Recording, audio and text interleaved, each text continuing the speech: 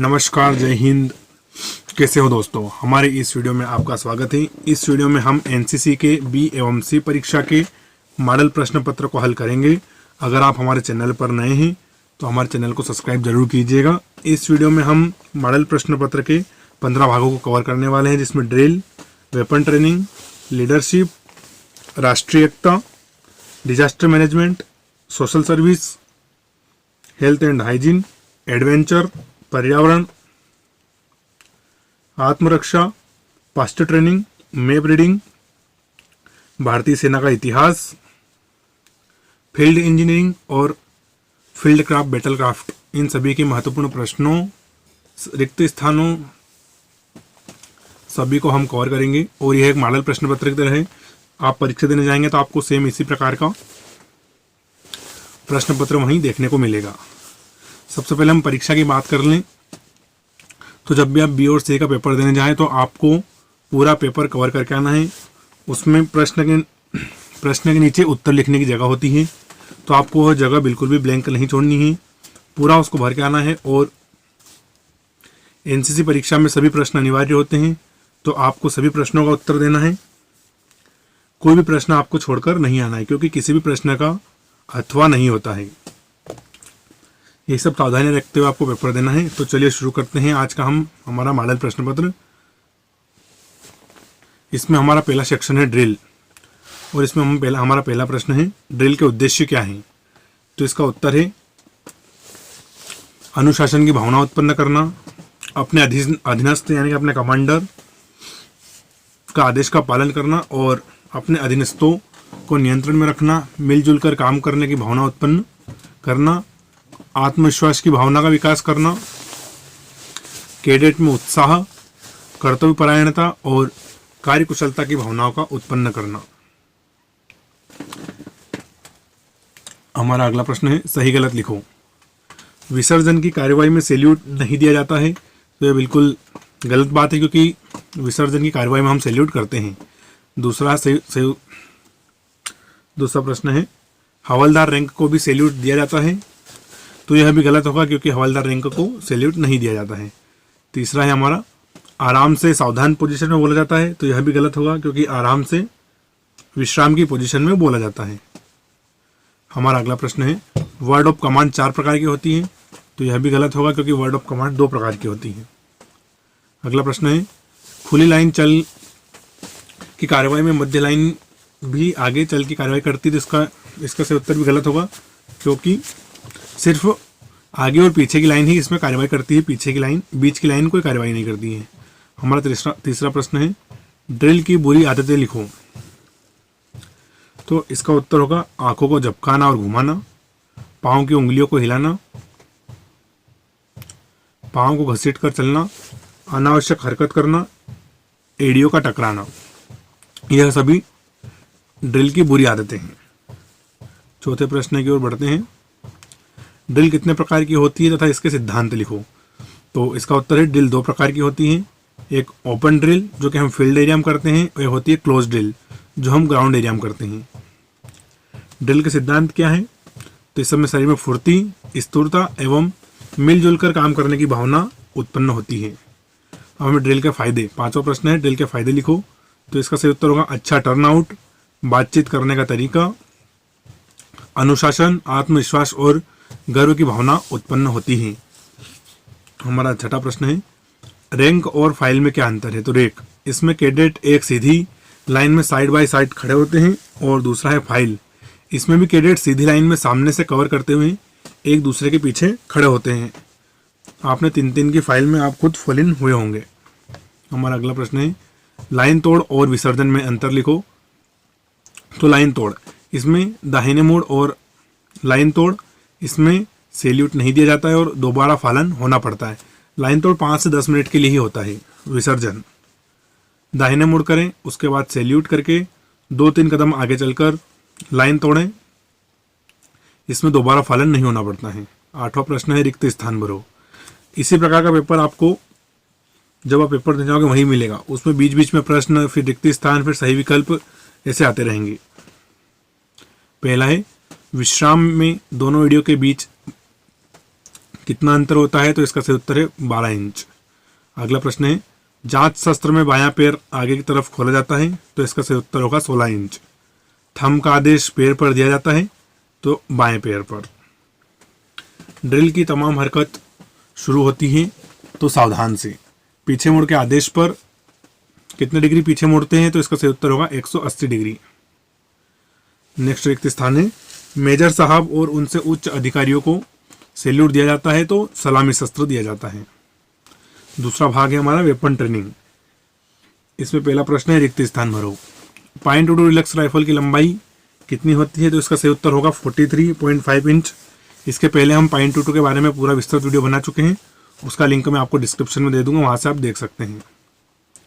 हमारा अगला प्रश्न है, 7.62 mm राइफल के मैगजीन में कितने राउंड आते हैं? तो इसका सही उत्तर होगा 20 राउंड। अगला प्रश्न है, शॉर्ट रेंज फायरिंग में फायरर और टारगेट के बीच की दूरी कितनी होती है? तो इसका सही उत्तर होगा 25 गज। चौथा प्रश्न है, 7.62 mm लाइट मशीन गन की कारगर रेंज कितनी होती है? तो इसका सही उत्तर है 500 गज। अगला है हमारा, 7.62 mm लाइट मशीन गन को कितने बड़े भागों में खोला जाता है? तो 5 बड़े भागों में खोला जाता है। दूसरा प्रश्न है, सही या गलत लिखो। एडवांस शूटिंग में कैडेट को 25 गज की दूरी से फायर करवाया जाता है, तो ये बिल्कुल सही है। टारगेट और फायरर के बीच की दूरी 25 गज ही होती है। दूसरा है, फायर करते समय ट्रिगर को झटका देकर दबाया जाता है, तो यह बिल्कुल गलत होगा, क्योंकि ट्रिगर को बिल्कुल मुलायम तरीके से, सॉफ्ट तरीके से दबाया जाता है। तीसरा है, राइफल से फायर करते समय एक फायरर की फायरिंग पोजीशन सीधी होती है, तो यह होगा गलत, क्योंकि वो थोड़ा टारगेट से टेढ़ा होता है। अगला प्रश्न है, 7.62 mm राइफल एक सेल्फ लोडिंग राइफल नहीं है, तो इसका सही उत्तर गलत, क्योंकि SLR उसके नाम में ही लिखा हुआ है कि वो सेल्फ लोडिंग राइफल है। हमारा अगला प्रश्न है, 7.62 mm लाइट मशीन गन से सिंगल और बस्ट फायर कर सकते हैं, तो बिल्कुल ये सही होगा। हमारा अगला प्रश्न है, फायरिंग के बुनियादी उसूल लिखो। तो इसका उत्तर होगा, फायरिंग के 3 बुनियादी उसूल हैं। पहला है मजबूत पकड़, दूसरा है दुरुस्त शिस्त, और तीसरा है सही ट्रिगर ऑपरेशन। चौथा प्रश्न है, दुरुस्त शिस्त कैसे ली जाती है, लिखिए। तो इसका सही उत्तर होगा, राइफल को सीधी और मजबूत पकड़ना है, कोई एक आंख बंद करनी है। तीसरा है, ऑपरेचर होल के बीच से फोरसाइट की नोक पर निगाह जमाएं, और फिर फोरसाइट की नोक ऑपरेटर होल के बीच से टारगेट पर निगाह जमाएं। शिस्त को टारगेट के मध्य में मिलाते हुए हमें फायर करना है। कुछ इसी प्रकार का आपको पॉइंट टू पॉइंट वहां भी लिखना है। हमारा पांचवा प्रश्न है, 7.62 mm लाइट मशीन गन को कितने बड़े भागों में खोला जाता है? तो ये 5 बड़े भाग हैं, piston group, barrel group, body group, butt group और वाइपार्ट ग्रुप। हमारा अगला प्रश्न है, 7.62 mm SLR के किन्हीं 10 हिस्से पुर्जों के नाम लिखो। तो इसके पहले हम 7.62 mm SLR का भी विस्तृत वीडियो बना चुके हैं, उसका भी लिंक मैं आपको डिस्क्रिप्शन में दे दूंगा, उसे भी आप देख सकते हैं। अब बारी आती है फुल फॉर्म की। आपको पेपर में 5 से 7 8 फुल फॉर्म देखने को जरूर मिलेंगे, जिनमें पहला है MPI, तो इसका पूरा होगा मेन पॉइंट ऑन इम्पैक्ट। दूसरा है इंसॉस, ये एक राइफल का नाम है जिसका फुल फॉर्म होता है Indian newly small arms system. तीसरा है LMG, इसका फुल फॉर्म होता है लाइट मशीन गन SMC। इसका फुल फॉर्म होता है स्टेन मशीन कार्बाइन।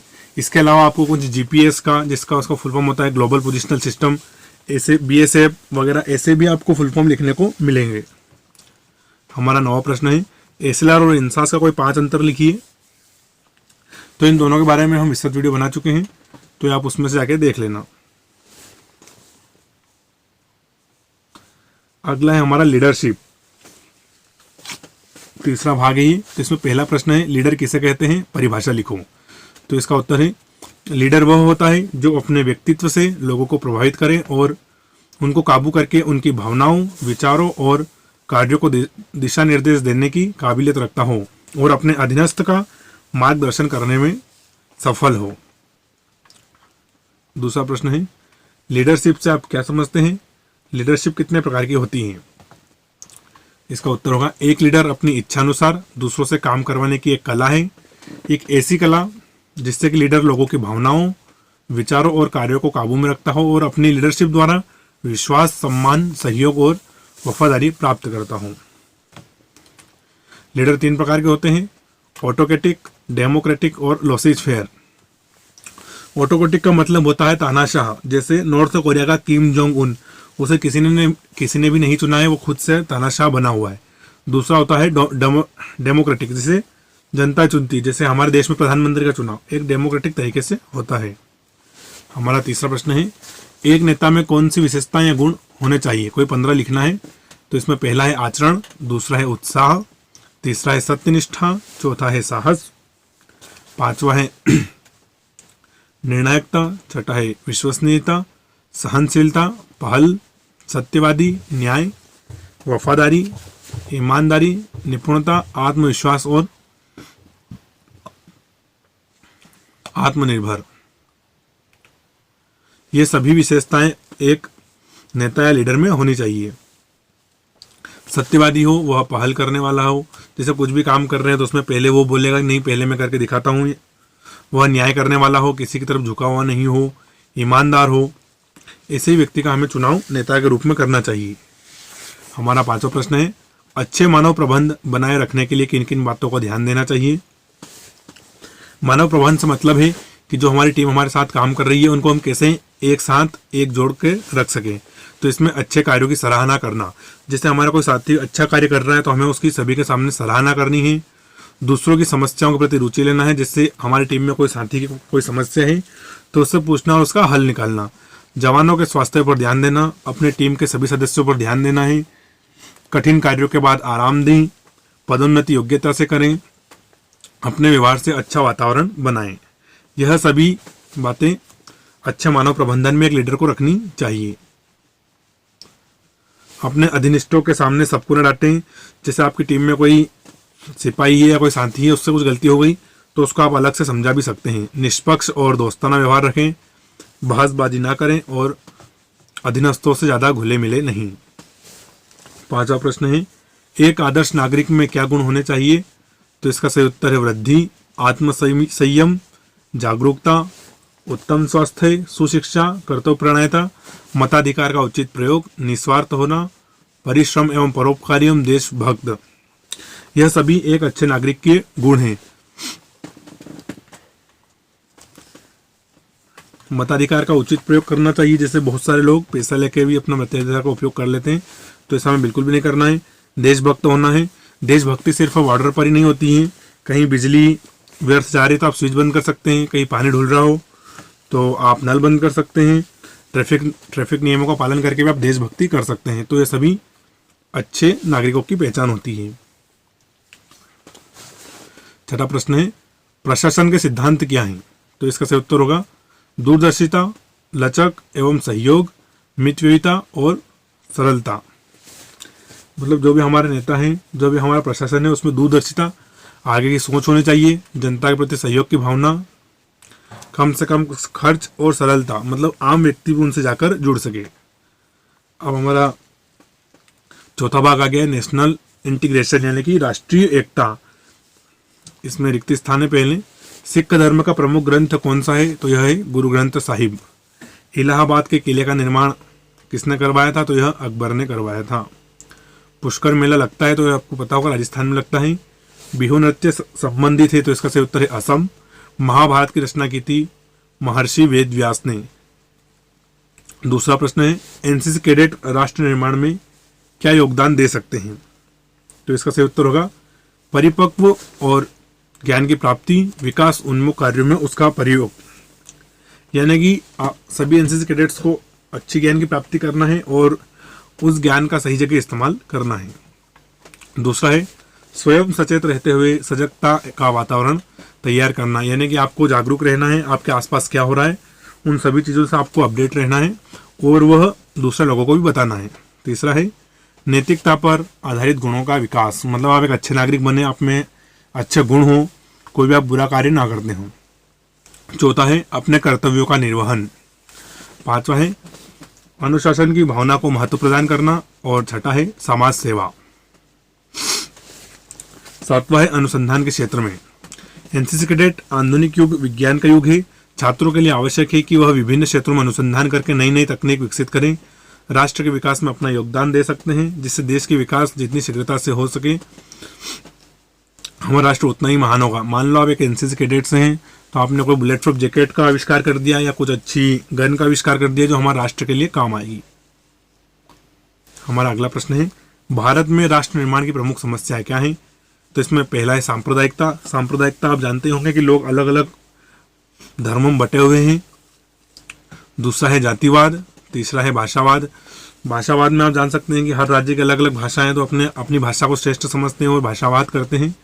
क्षेत्रवाद, फिर है धार्मिक कट्टरता, फिर है आर्थिक असमानता, फिर है विदेशी तत्व, फिर राजनीतिक दल और आखिरी में रूढ़िवादिता। ये जितने भी कारण हमने लिखे हैं घटक, ये सभी भारत के राष्ट्र निर्माण की प्रमुख समस्याएं हैं। हमारा अगला प्रश्न है, राष्ट्रीय एवं भावनात्मक एकता के सहायक तत्व लिखो। तो इसका सही उत्तर है आदर्श नागरिक की भावना का विकास करना, शारीरिक दृढ़ता, निस्वार्थ सेवा, राजनीतिक जागरूकता और देशभक्ति। दूसरा है हमारा संविधान द्वारा मान्य भाषाओं एवं राष्ट्रभाषाओं को महत्व देना, राष्ट्रीय चिन्ह व राष्ट्रीय त्योहारों के बारे में विस्तृत जानकारी जनता को देना, सामाजिक समानता जिसमें कानून की समानता, नागरिक समानता, छुआछूत का निवारण, सरकारी नौकरियों में समान अवसर की समानता, जाति संबोधन की समाप्ति, व्यापक शिक्षा प्रसार, आर्थिक असमानता को दूर करना, छात्रों को विभिन्न देशों की शेयर कराना। ये जैसे कि एनसीसी में होता भी है यूथ एक्सचेंज प्रोग्राम के अंतर्गत, और देश विरोधी घटकों को हतोत्साहित करना। जैसे बहुत सारे लोग रहते हैं वो देश में रहकर ही देश की बुराई करते हैं, तो आपको उनको रोकना है और बाकी लोगों को जागरूक करना है कि ये देश विरोधी घटक हैं। पांचवा प्रश्न है, भारत में कुंभ मेला कितने स्थानों पर लगता है? तो यह 4 जगहों पर लगता है। इलाहाबाद गंगा और यमुना के संगम पर, हरिद्वार गंगा नदी के किनारे, उज्जैन शिप्रा नदी के किनारे और नासिक गोदावरी नदी के किनारे। एनसीसी एग्जाम में कुछ जीके के प्रश्न भी आते हैं जो आपका सामान्य जनरल नॉलेज होता है, कुछ इस टाइप के प्रश्न भी आते हैं, तो वो भी आपको तैयार करना है। अगला है, निम्न घटनाएं किस वर्ष में घटित हुई? तो भारत छोड़ो आंदोलन 1942 में हुआ था, खिलाफत आंदोलन 1932 में, तराइन का प्रथम युद्ध 1191 में, गोवा ऑपरेशन 1961 में, गांधी जी की मृत्यु हुई 1948 में और भारत चाइना युद्ध 1962 में। सातवां प्रश्न है, निम्न शहर किस नदी के किनारे बसे हुए हैं? ये हमें बताना है। तो इसमें पहला है लखनऊ जो कि गोमती नदी के किनारे बसा हुआ है, सूरत ताप्ती नदी के, जबलपुर नर्मदा नदी, बद्रीनाथ अलकनंदा, कोटा चंबल नदी, अयोध्या सरयू नदी, प्रयागराज गंगा यमुना के संगम पर बसा हुआ है। ऐसे प्रश्न में आपको याद करने हैं। निम्न किस राज्य में स्थित है? तो गिर फॉरेस्ट हमारे गुजरात में है, सारनाथ उत्तर प्रदेश में है, सांची का स्तूप मध्य प्रदेश में है, गेटवे ऑफ इंडिया महाराष्ट्र में है, अमरनाथ की पवित्र गुफा जम्मू एवं कश्मीर में स्थित है, और कन्याकुमारी तमिलनाडु में, और सोमनाथ का मंदिर गुजरात में। अगला प्रश्न है, भारत के 4 पड़ोसी देशों के नाम लिखा। तो पहला हमारा चिंदी पड़ोसी है पाकिस्तान, फिर चाउमीन है चीन, नेपाल, श्रीलंका और बांग्लादेश। 10वां प्रश्न है, रिक्त स्थान भरो। तो इसमें पहला है, भारत का दूसरा युद्ध, पानीपत का दूसरा युद्ध अकबर और हेमू के बीच हुआ था। दूसरा है, स्वतंत्र भारत के सबसे लंबी अवधि तक प्रधानमंत्री कौन रहे? तो यह पंडित जवाहरलाल नेहरू जो लगभग 16 साल तक प्रधानमंत्री रहे थे। सती प्रथा को समाप्त करने में किसका विशेष योगदान रहा है? तो इसका सही उत्तर होगा राजा राममोहन राय का। लाल किला दिल्ली में किस शासक ने बनवाया? तो इसका सही उत्तर होगा शाहजहां।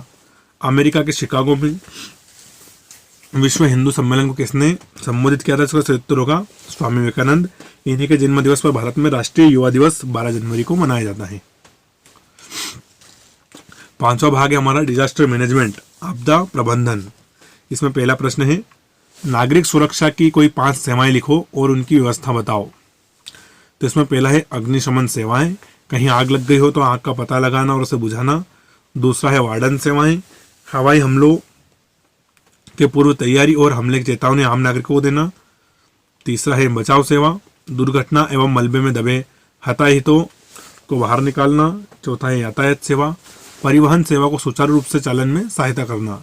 और 5वां है पूर्ति सेवा, आवश्यक साजो सामान का प्रबंधन एवं वितरण। दूसरा प्रश्न है शांति काल के समय एनसीसी कैडेट प्रशासन की कैसे मदद कर सकते हैं, लिखना है। तो इसमें पहला होगा प्रौढ़ शिक्षा, यानी कि जो बुजुर्ग लोग हैं, अशिक्षित लोग हैं, उनको शिक्षा देना, उनको समाचार पत्र पढ़कर सुनाना, ये सभी प्रौढ़ शिक्षा में आता है। वृक्षारोपण करना, रक्तदान करना, कुष्ठ निवारण, साक्षरता अभियान चलाना, दहेज निवारण, पल्स पोलियो अभियान चलाना और उसके बारे में लोगों को जागरूक करना। बाल विवाह रोकथाम, आपका कहीं क्षेत्र में होता हो तो उसके बारे में प्रशासन को अवगत कराना, यह सभी एनसीसी कैडेट के कर्तव्य हैं। तीसरा प्रश्न है आपदा किसे कहते हैं, यह कितने प्रकार की होती है।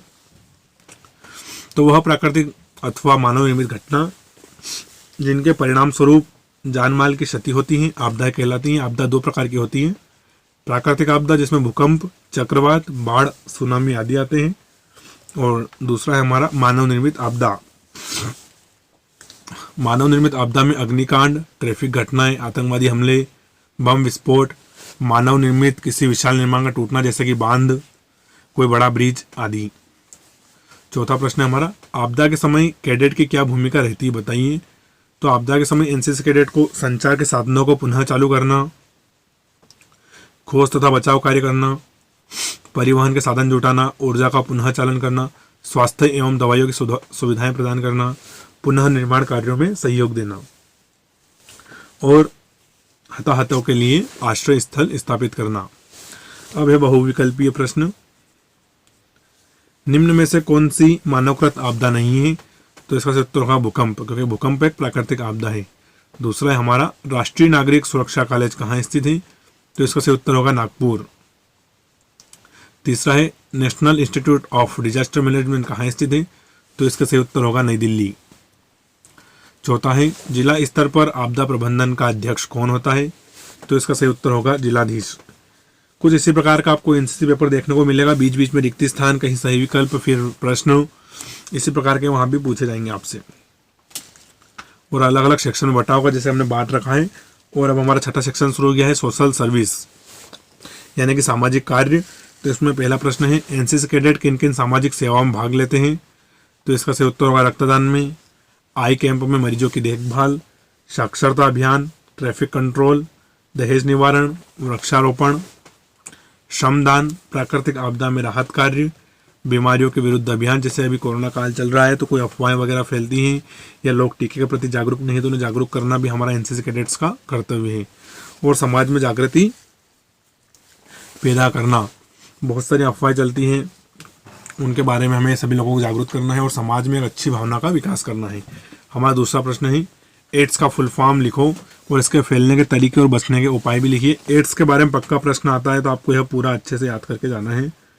तो एड्स का फुल फॉर्म होता है एक्वायर्ड इम्यूनो डेफिशिएंसी सिंड्रोम और इसका फैलने का तरीका है संभोग, संक्रमित रक्त और माता के गर्भ द्वारा संक्रमित बच्चा। इससे बचने के उपाय होते हैं वेश्या या एक से अधिक स्त्री से संभोग करने से बचना चाहिए, चाहे वह पुरुष हो या महिला।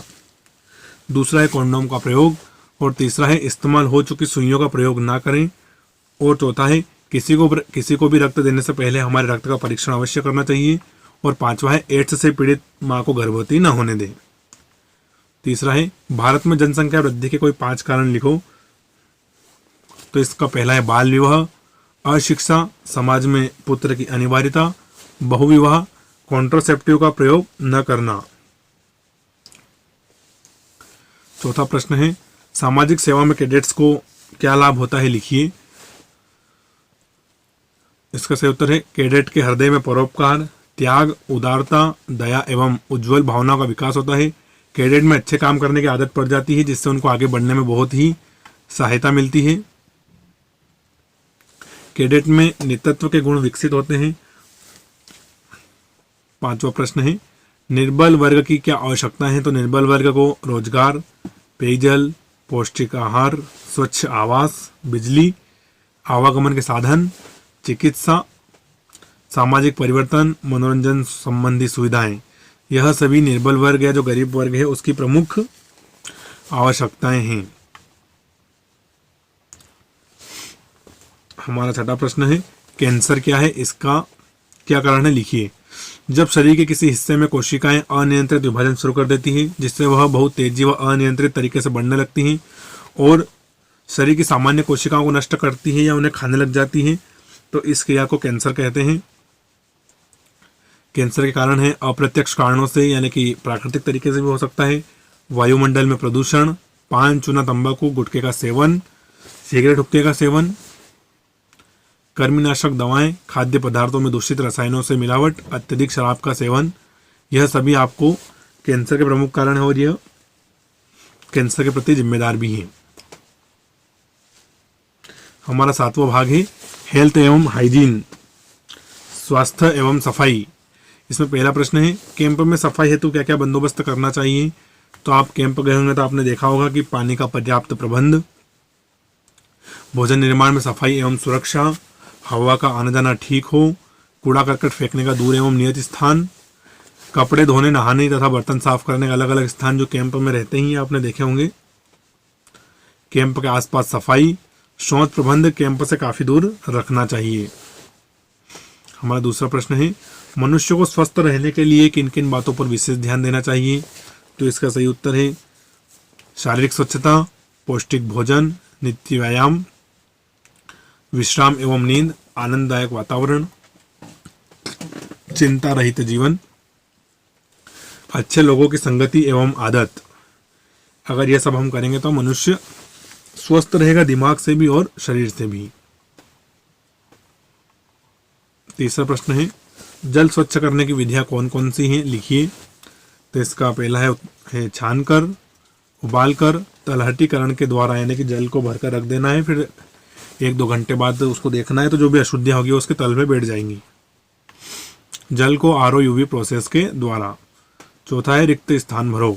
इसमें पहला हमारा रिक्त स्थान है स्वस्थ मनुष्य को प्रतिदिन 6 से 8 घंटे की नींद आवश्यक है। मनुष्य को जीवित रहने के लिए 1700 से 1800 कैलोरी का भोजन प्रतिदिन आवश्यक है। तीसरा है उंगली में चोट लगने पर पट्टी बांधने हेतु 1 इंच चौड़ी पट्टी का प्रयोग करना चाहिए। चौथा है मच्छरों द्वारा मलेरिया और डेंगू रोग फैलते हैं। पांचवा है प्रदूषित जल से हैजा और पेचिश रोग फैलते हैं। चौथा प्रश्न है मलेरिया से आप कैसे बचोगे, लिखो। तो इसका पहला पॉइंट है मच्छरदानी और मच्छररोधी क्रीम का प्रयोग, प्रातः साय रात में पूरे शरीर को ढककर रखें।